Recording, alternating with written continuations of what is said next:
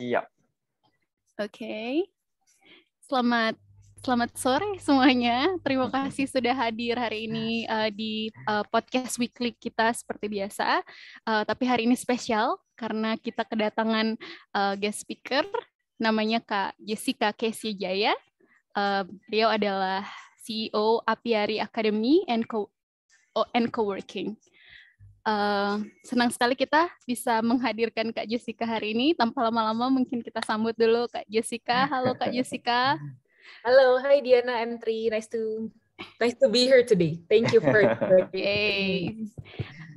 The same thing goes to us too. True. Dan hari ini juga host kita ada Kak Tri. Welcome back. Hi everyone. Apa kabar semuanya? All good actually. Kak Jessica, kabar baik? Very good. Very good, right. Jadi mungkin buat starter pengen tahu nih Kak Jessica, sebenarnya apa sih yang ngebuat Kak Jessica akhirnya building di Apiari Academy dan coworking, dan ada akademi di sana, menarik. Ada unsur education-nya kah? Atau ya, could you please tell us more? Yeah, so it's actually a very long story ya. It started with Apiari Coworking, so it's a family business. Terus Apiari Coworking itu dibangun di 2017, udah cukup lama. Tapi pas pandemi, it was run by my sister. Terus pas pandemi, she wanted to focus more on her design studio. So I took over Apiari, dan pas lagi pandemi, coworking itu kan kayak apa ya, sulit banget gitu. Everyone is afraid. Jadi we tried different products throughout that 1.5 years. Kita coba event organizer. We wanted to be a community for business owners. We wanted to be pokoknya A to Z deh, kayak business solutions, apapun yang orang perlukan untuk membangun bisnisnya kita sediakan. Terus tapi setelah kita mencoba 100-an events, we realized something, I realized something, that I'm quite passionate in education, and I feel happiest when people get something out of the events that we hold gitu. Terus kayak kalau misalnya mereka ada hasilnya, kayak misalnya dapat kerjaan atau kayak dapat insight, dan orang-orang passionate banget in learning in the event, compared to kalau pas kita bikin event yang kayak tax, the feeling kan beda banget.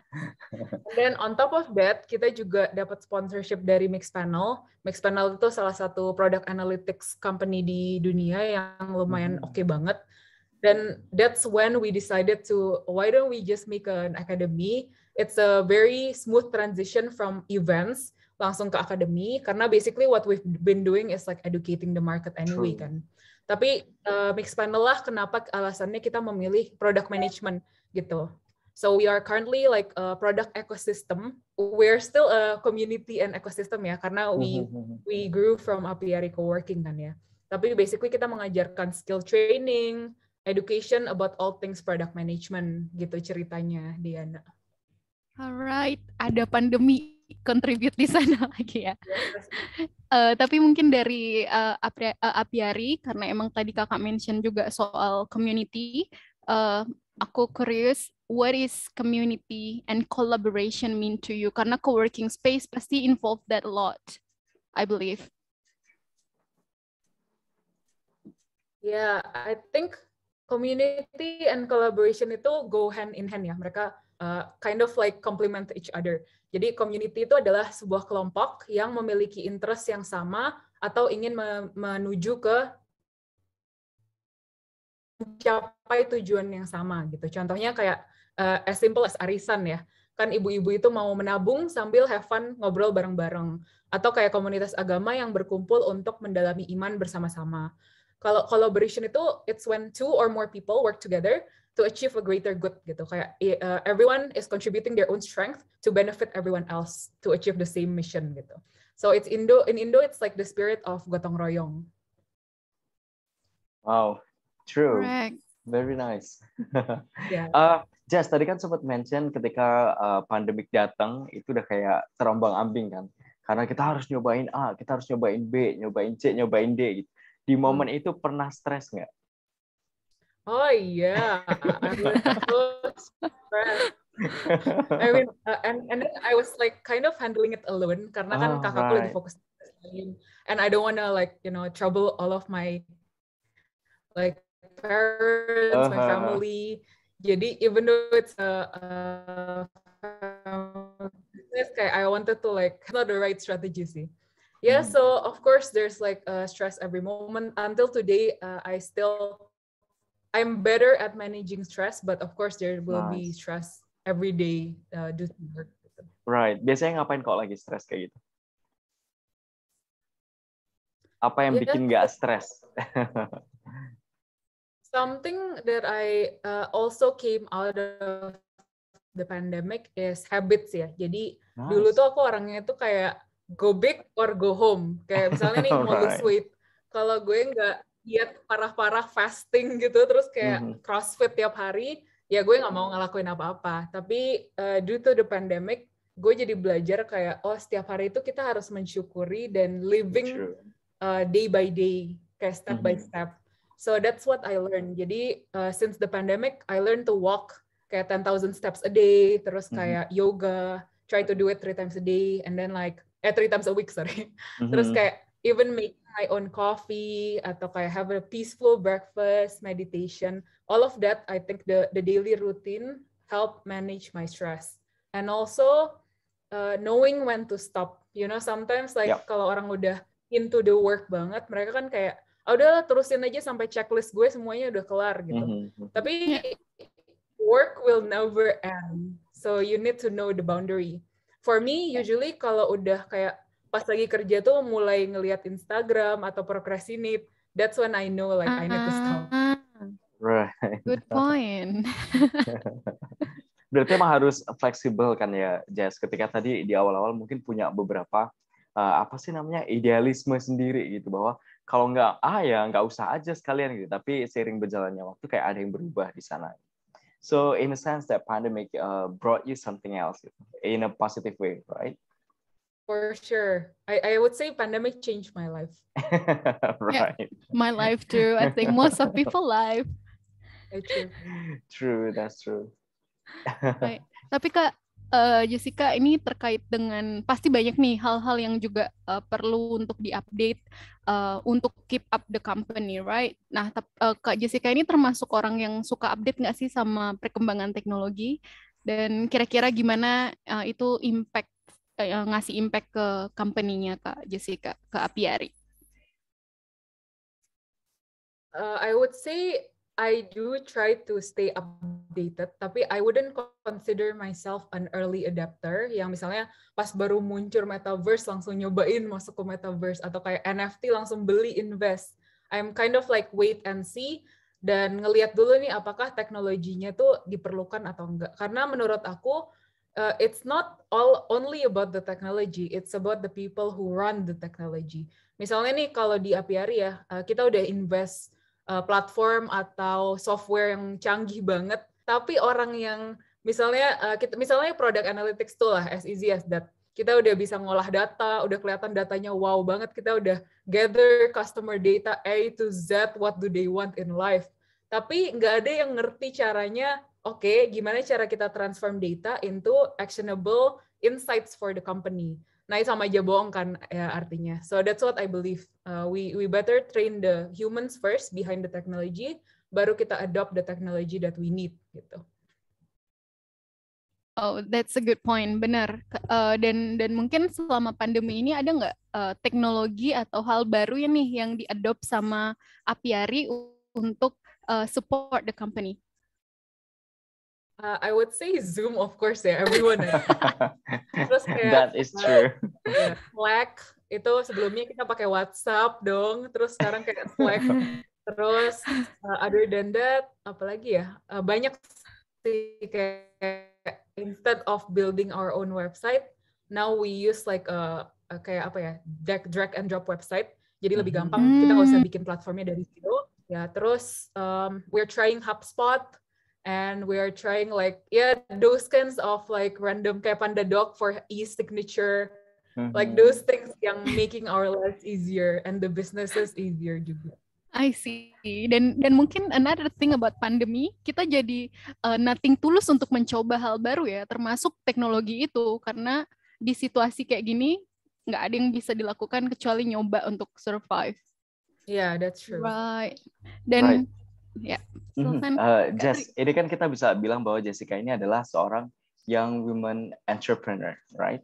Kalau misalnya aku penasaran nih dengan apa sih sebenarnya menariknya atau kesenangannya atau kebahagiaannya menjadi seorang entrepreneur di mata Jessica?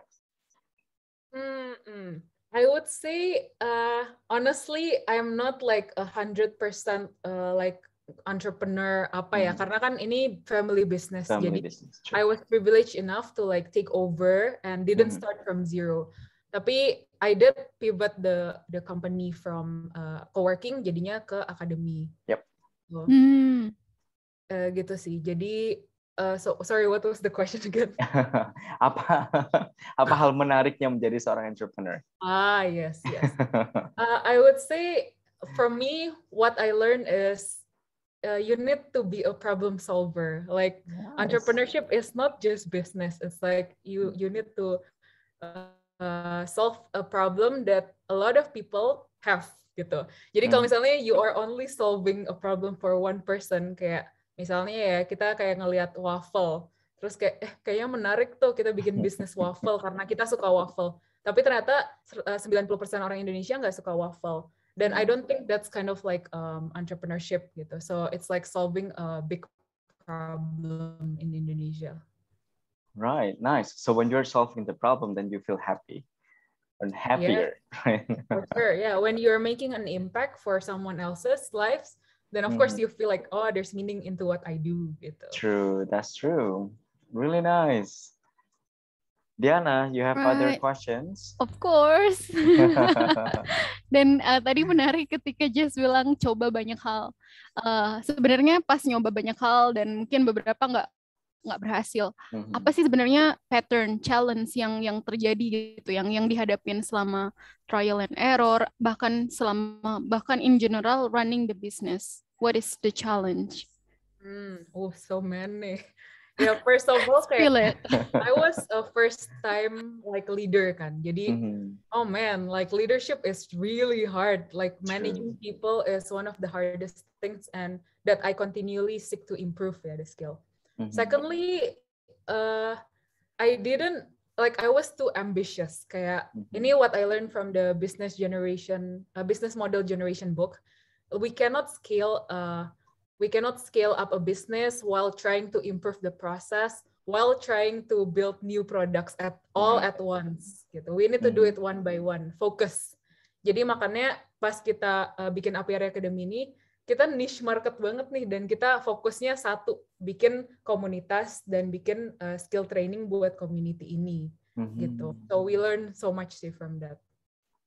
Wow, sangat inspiring dan menarik banget ya. Sambil nyoba, sambil learning as well. Yes, it's and like it's the challenge. Cool. Just tipe yang suka baca buku kan? Tadi selain buku yang barusan disebutin, buku apa aja yang kira-kira selama pandemi ini bikin, gila nih bagus banget bukunya? Yeah, honestly, I love podcast more than reading karena I feel like I like walking, so when I walk, I can listen to the podcast. Nice. So can I recommend podcast instead? Yes, of course. Yeah. So I think two of the most influential ones are Masters of Scale by Reid Hoffman, and then the other one is How I Built This by Guy Raz. Itu dua kayak super inspiring sih. Kayak itu kan dia panggil entrepreneur atau business owner, dan dia tuh ceritain gimana sih dia build the business from zero. Atau kalau Masters of Skill tuh kayak specific business skills yang lagi diajarin gitu. I always look to podcast to learn like new skills too. Right. Kalau movies atau shows? Jarang. I think my type of movie tuh lumayan unik sih, yang kayak realistic, yang ada moral of the story-nya gitu. Right. Tapi I also like yang ada bisnisnya ya, yang kayak Itaewon itu. Oh, Itaewon Class. Itaewon Class. Sorry. Iya, itu sih. I see. Nice, actually. So, Mungkin buat teman-teman audiens kita di sini nih, Jess, mungkin ada beberapa dari mereka yang pengen juga memulai bisnisnya, baik itu di bidang apapun, dan juga ada anak muda in general. Ada nggak sih their tips atau dari Jess sendiri, what is 3 innovative skill yang mungkin mereka penting banget nih untuk punya, considering di masa seperti apapun? Yeah, I think yang lagi kita ajarin sekarang, product management, itu sebenarnya kenapa kita pilih juga, karena I'm a person who is a generalist. I cannot do technical, kayak coding gitu, kayak nggak tahan. Jadi kenapa we pick this juga, itu karena banyak banget skills di dalam product management. A product manager needs like hundreds of skills, dari making the product vision, product strategy, lalu research, market research, interviewing, terus dia harus tahu marketnya gimana, sambil dia juga harus membangun communication skills sama technical teamnya. Jadi I would say it's just one skill, kayak product management I think is a good skill to learn if you want to try innovating in your company. Right. Jess, dalam waktu dekat, kira-kira inovasi apa nih yang akan dilakukan oleh Apiary Academy? Apakah akan fokus di sini dulu sampai establish mungkin sekitar 5 tahun ke depan, atau akan mulai mengembangkan beberapa bisnis lain? I think going with what I just said, like we really want to focus di building product management dulu. Kita nggak mau terlalu banyak topik-topik lainnya. Kayak kan ya mungkin di tempat-tempat lain langsung kayak banyak digital skills yang available kan ya. So we just want to focus on product management. Tapi kan di dalam product management, as I said, banyak banget skillnya gitu. Ada yang kayak product designer, ada yang product marketing, ada yang growth product management. So that's what we're trying this year sih. Karena yang tahun lalu itu kan kita baru bikin one cohort of the skill training. Hopefully this year kita bisa bikin cohort lain, kita bisa bikin kelas yang lebih advance. Terus juga banyak mini courses yang tadi aku bilang kayak marketing, terus kayak ada design juga gitu. Kalau boleh tahu course-nya ini berapa lama ya? Sekali orang itu daftar, satu batch itu berapa lama? 3 bulan. Wow. 3 bulan. Wow. Yeah. Cara belajarnya gimana? Setiap hari, Senin sampai Jumat atau gimana? Actually it's quite intensive ya, karena kita tuh hybrid gitu, blended. Jadi antara on-demand learning, dia nonton sendiri, ada quiznya juga. Terus yang kedua ada Q&A, live Q&A sama trainernya langsung.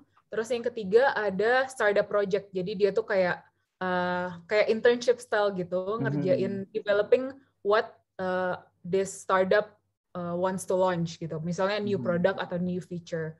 Jadi dia tuh bisa langsung apa yang dia pelajari, dia apply langsung. Implementasikan gitu ya. Betul. Jadi I would say it's 8 hours per week sih untuk pembelajaran. Oke. Jadi apakah memungkinkan untuk orang yang udah lagi kerja gitu untuk take that course, atau harus yang benar-benar fresh grad misalnya harus fokus? Yeah. What will you recommend? Sebenarnya 90% of the trainees itu professionals sih, yang di cohort 1 ya. Ya, jadi karena kita semuanya itu after work hours, terus banyak yang on demand juga, dan juga buat startup project-nya di weekend, itu masih doable banget gitu. Tapi sebenarnya kayaknya buat siapapun deh ya, yang tertarik buat belajar, yang tertarik buat mengembangkan dirinya kan. Nggak harus jurusan yang sama, nggak harus dari S1 dulu, lulusan SMA pun harusnya bisa ikutan gitu, karena skillnya tuh applicable untuk dunia kerja, mau dari field manapun gitu. Betul. Nice, really nice actually. Itu lumayan dari basic banget sih. Jadi no prior experience needed. Kita ada introduction kelasnya dulu nih. Jadi benar-benar digandeng tangannya dari awal. Ya. Ini kalau misalnya ada pendengar yang mau daftar, harus kemana nih, Jess? Ke academy.apiary.id. Kita baru academy.apiary.id ya, guys. Kita akan buka cohort 2 di Februari. Nice. Wow, udah dekat. Next month. No, ini kita bisa daftar lagi nggak? Ya, nama Tri boleh nih. Iya, boleh kan? Sure. Tadi kita coba meaning to us because who knows? Yeah. Because I'm actually interested in that, even like related to the product management, right? Yeah, it's pretty cool actually. I know there are a lot of things that we should learn whenever we want to jump into that field. Karena emang nggak simple gitu ya, nggak cuman bikin produk dan berharap produknya itu laku di pasaran gitu. It's not as simple as that. We also need to understand Yeah. the whole thing, what the competitors are doing, the appearance of our product, the color, even like really like a lot of things, right? It's a lot of elements. Exactly. Alright. Right. Just ada yang pengen dipromote nggak dari current activity di Apiari selain yang course tadi? Who knows? You want to promote anything? Feel free to share ke audiens. Right. Intinya you can promote anything you like. Yeah, thank you so much for the experience. So the opportunity. So kita actually ada free community, product community for any product enthusiast yang mungkin dia pengen jadi product manager atau udah jadi product manager tapi pengen improving his or her skills. So we do weekly events and it's usually free. Dan eventsnya pun ada yang kayak workshop, ada yang webinar style, ada yang networking santai aja gitu. So yeah, do join the community if you are interested to learn. We welcome anyone yang really eager to learn. We love those type of people yang pengen belajar banget tuh, kita suka banget sih. True, thank you. Actually, one more question. Yes, please, Diana. Just mungkin ada satu sentence terakhir before we end the sessions untuk our audience in general.